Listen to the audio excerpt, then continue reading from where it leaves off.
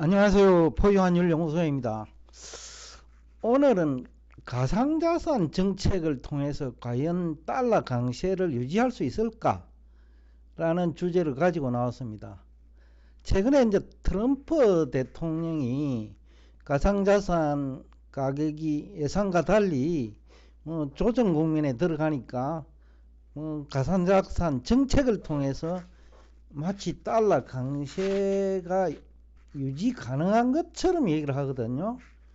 이 얘기는 이해관계자들이 하는 얘기인데, 스테플 코인, 달러를 기반으로 하는 가상자산이라고 볼 수 있는데, 이걸 이용하고 그 다음에 가상자산을 축적, 비축 자산으로 축적하면 가격이 오르고 그 다음에 미국 달러 강세가 유지될 수 있지 않느냐, 이런 얘기인 것 같아요, 골자는.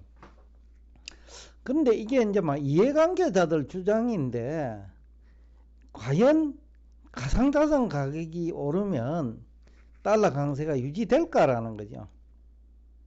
이 부분에 대해서 이제 심도 있게 연구를 한 아직 논문도 없을 거예요. 그냥 그분들의 주장이지. 그러나 분명한 것은 지난 11월 이후에, 지난해지요. 11월 이후에 미국 트럼프 대통령이 가상자산 정책을 발표를 했잖아요. 그죠? 이 기간 동안에 달러 가치는 떨어졌어요. 가상자산 가격은 많이 올랐죠. 근데 달러 가치는 떨어졌다. 그렇다면 이 가상자산 가격 상승 유도 정책이 달러 강세 정책이 될 수 있냐라는 얘기하고 똑같죠. 근데 제가 생각하기에는 별로 설득력은 있어 보이지 않는다. 이것이 이유는 여러 가지일 거예요. 첫째, 이제 돈 흐름이 실물 경제와 죄송합니다.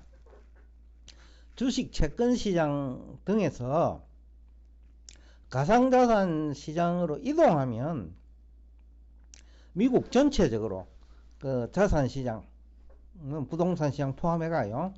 자산 시장 전체적으로 미국 금융자산 가격이 오를 수 있냐라는 거예요.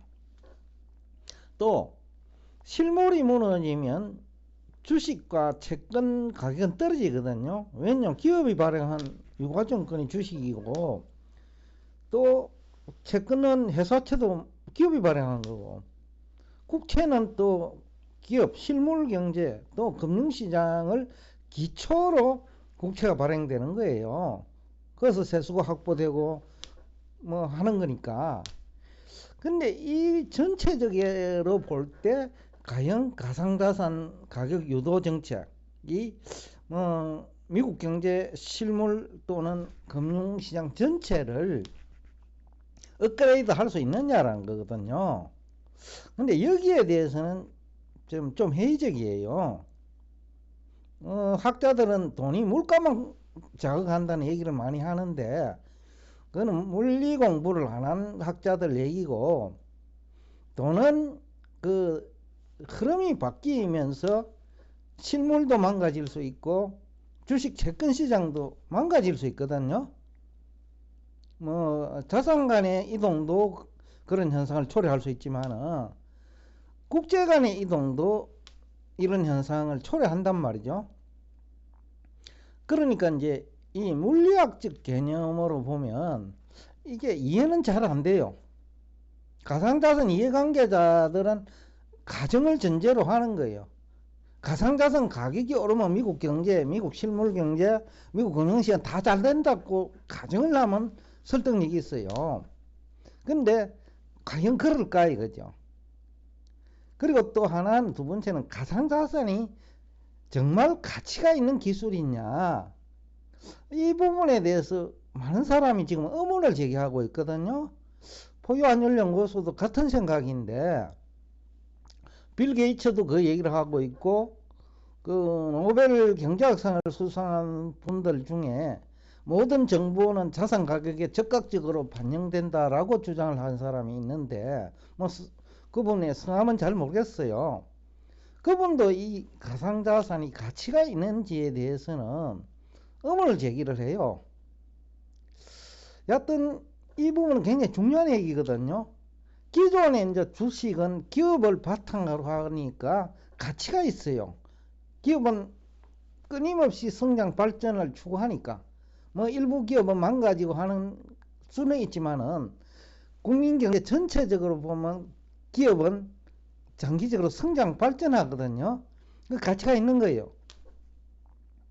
금도 용도가 있잖아요. 뭐 반도체 기술에도 그 금이 필요하고, 그 다음에 인체에도 좀 무해한 금속이고, 또 다른 분야에서 뭐 희소성 그 변하지 않는 그 금속으로서의 가치, 뭐 이런 여러 가지 성격이 있어 가지고 가치는 있어 보이는데, 과연 이 비트코인은 알트코인이 가치가 있는 기술이냐?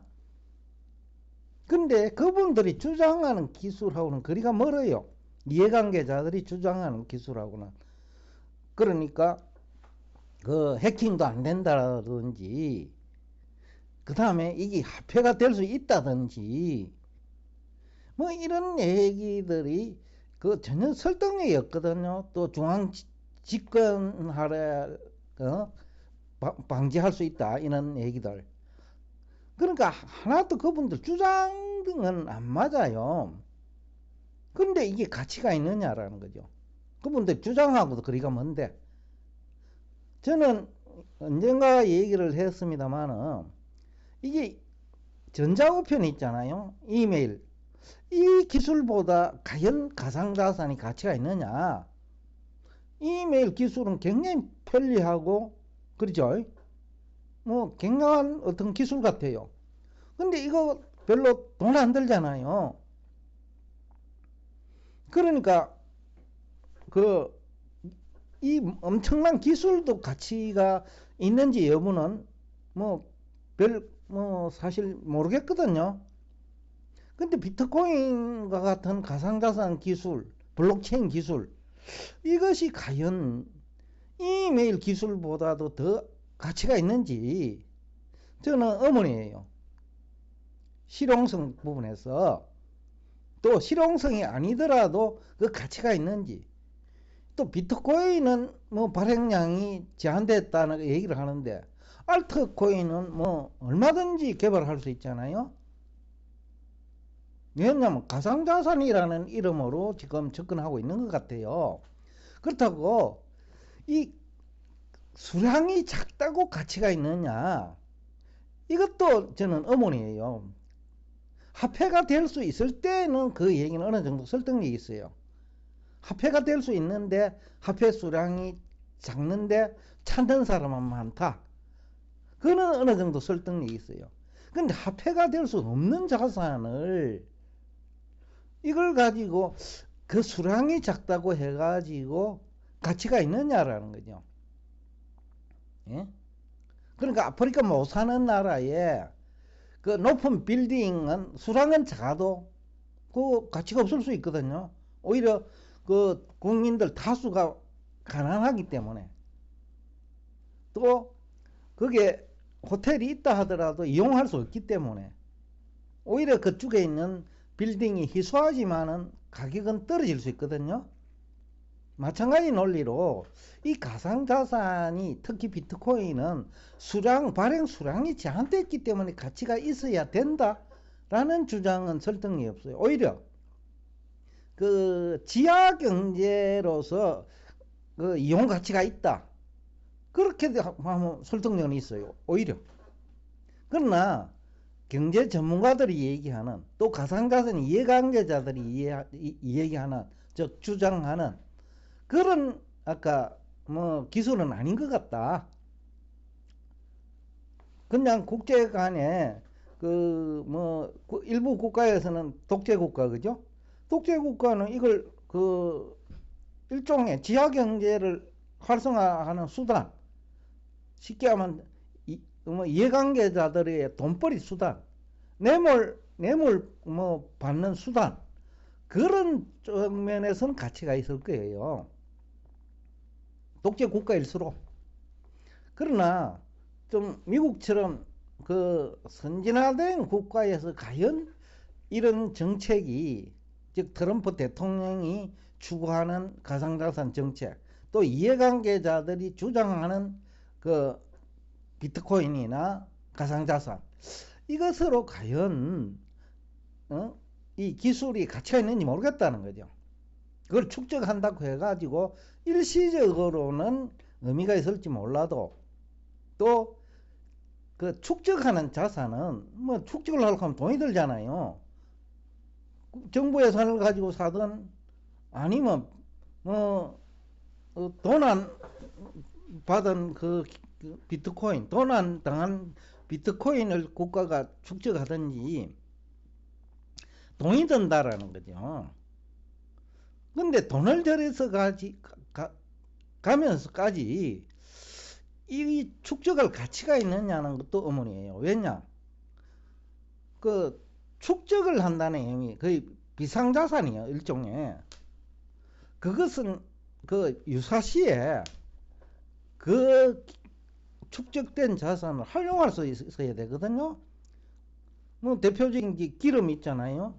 뭐 유가 많이 올라가면 미국이 비축 석유를 풀잖아요. 효과 있는 거예요. 그 다음에 그 예금에 대한 준비금, 그 지준, 그죠? 직업준비금도 은행 부도 사태, 직업 불능 사태에 대비할 수 있잖아요. 현찰이니까.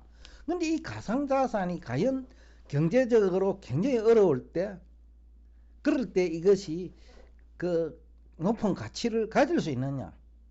특히 전쟁이라고 한번 생각을 해봅시다. 이때 과연 가상자산이 가치가 있을까요? 예를 들어서 제가 금을 가졌어요. 근데 전쟁에 휘말렸어. 내가 가진 거는 금뿐이야. 밥값이 비싸겠어요? 금값이 비싸겠어요? 그때 밥값이 비싸지 않겠어요? 그러니까 그런 쪽에도 이게 사용이 불가능하다. 왜냐하면 현찰인 같으면 그나마 가치가 있을 것 같은데, 현찰을 주고 매수를 한 것이 가상자산이잖아요. 그죠? 그런 측면에서 이 비축자산으로서 가치가 있는지도 모르겠다. 그 유사시에 활용 가능하냐? 그 다음에 마지막으로 환율의 개념의 문제인데, 그러면 트럼프 대통령도 환율의 개념을 모르는 것 같다. 경제학은 전공했는데, 이거는 상대적 가치 교환 비율이에요. 앞에서 얘기한 대로 미국 실물 경제가 망가지고 비트코인을 제외한 다른 금융시장이 망가져도 달러 가치는 떨어지는 거예요. 또 다른 유럽이나 일본의 실물이나 금융시장이 상대적으로 안정적이면 또 미국 달러 가치는 떨어지는 거예요. 즉 상대적 가치 교환 비율이지, 그 가상자산 가격 오른다고 달러 가치가 유지될 수 있는 거 아니에요. 그런 측면에서 제가 참 보면 좀 안타깝다. 너무 극단적인 이해관계자들의 주장을 그냥 대통령이 인용하는 것은 아닌지 그런 생각도 들어요. 여튼 오늘 뭐 이 가상자산 정책이 결국은 다른 자산에 영향을 주기 때문에 환율에도 영향을 주지만은 그 주식시장에도 영향을 줄 수 있고, 그 다음에 채권시장에도 영향을 줄 수 있고, 심지어는 부동산 정책에도 영향을 줄 수 있고, 금융권의 뭡니까? 안전자산에도 영향을 줄 수 있다는 거예요.